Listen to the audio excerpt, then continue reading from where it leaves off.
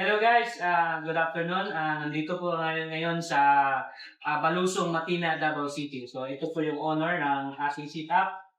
Sir, sa ngayon, magsisimula na tayo sa vertical crop farming. So ano po yung nararamdaman mo? O ano pa yung i-explore ninyo sa vertical crop farming? Ah, Good afternoon, Sir Ryan. No? Bago ko sagutin yung question mo, siguro gusto ko muna magpasalamat sa inyo, Sir Ryan, sa whole team ng Big Bites sa Ventures.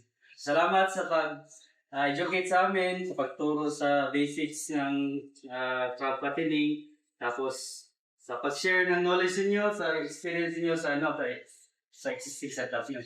And then salamat din sa pagtulong sa amin sa pag-install, pag-set up ng simple RAS system namin. So, talagang makastart na talaga tayo. So, paano ba, ano, naramdaman ko na yun? Siguro, magkahalong excitement. Medyo may konting takot. Kasi, syempre, magsisimula pa lang ako. So, di natin alam. Talagang, meron talaga yung mga issues and mga challenges.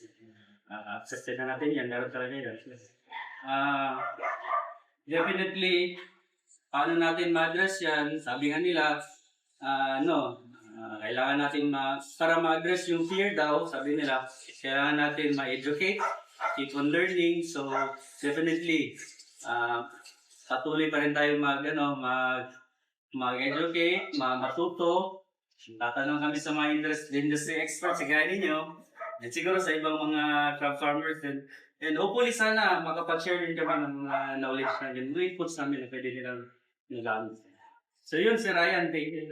Thank you so much, sir. And yes, nandito lang ang Big Bites na palaging nag-share ng knowledge. Ano ang knowledge namin, experience namin about vertical crop farming. And once again, thank you so much and happy farming, guys.